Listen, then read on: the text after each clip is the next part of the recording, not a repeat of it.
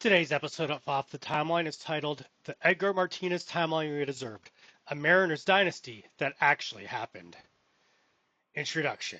Imagine a world where the Seattle Mariners made good decisions. No, really, this isn't satire, it's alternate history.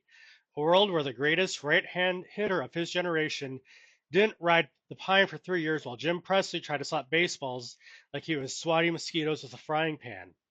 Welcome to the Edgar Martinez timeline we deserved, where Edgar starts at third base in 1987, the Mariners build a dynasty, and he becomes a Hall of Famer.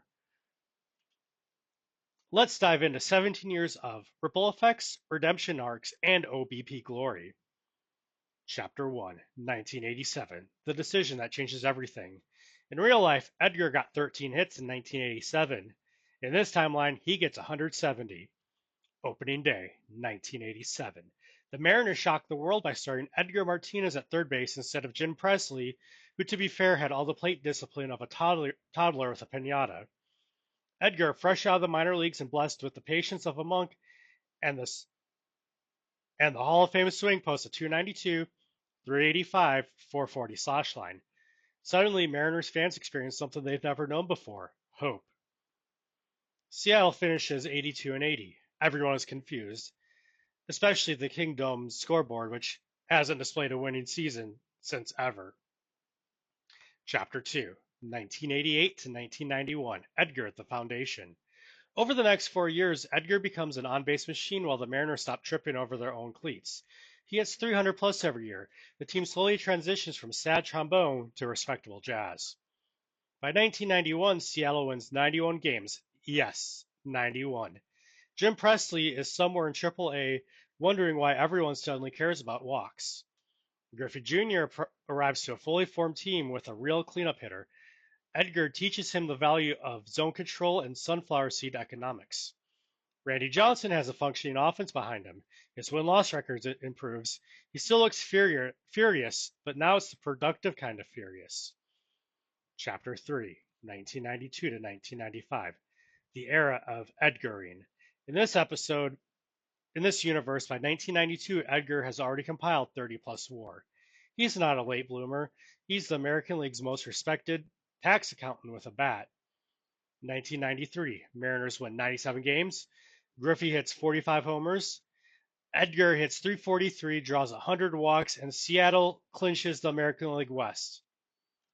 Baseball purists faint. ESPN has to find B-roll of a full Kingdom crowd for the first time in history. Postseason time in this universe, the expanded playoffs come a year early. The Mariners shock the White Sox in the ALDS. They battle the Blue Jays in the ALCS. Edgar hits 400. Seattle loses in 6, but the Mariners have arrived. 1994. The strike hits. In this world, it's even more painful. The Mariners were in first place. Edgar is leading the league in OBP, doubles, and cardigan-related charm. Fans are devastated. The Bring Baseball Back protests in Seattle feature cardboard signs shaped like Edgar's mustache. 1995. Still magic. Still hits the double. But this time it's not saving the franchise. It's crowning a perennial contender. Chapter 4, 1996 to 2000, World Series glory and legend status. 1996. Mariners win 92 games. Edgar hits 335, 465, 610 because pitchers still haven't figured out what a changeup is. ALCS rematch versus the Yankees goes 6 games. Seattle falls, but the team isn't done yet. 1997. The payoff. Griffey goes full MVP. A-Rod becomes the perfect supporting actor. Randy Johnson is still terrifying, but now with insurance runs. Edgar hits 336 and draws 110 walks like it's a casual hobby. Mariners win the AL West, beat the O's in the ALCS, and in the World Series defeat the Florida Marlins in 6 games. Edgar Martínez, World Series MVP. Try reading that sentence and not smiling. In real life, Randy Johnson got traded. In this timeline, the Mariners actually keep their ace. Turns out when your team isn't a tire fire, people want to stay. Shocking! 1998 to 2000, Seattle becomes a dynasty light. They win 90 plus games every year. Edgar continues to do Edgar things. 430 OBP, 40 doubles, 2000, Mariners reach the ALCS again. Edgar hits a walk-off homer off of Mariano Rivera in Game 6 just because he felt like it. They lose in Game 7, but at this point nobody's even mad. Seattle baseball is now a thing people respect. Chapter 5, 2001 to 2004, the final act. In this world, Edgar enters 2001 with 3,200 career hits, 90 plus career WAR, more OBP than the Mariners' previous 3 decades combined.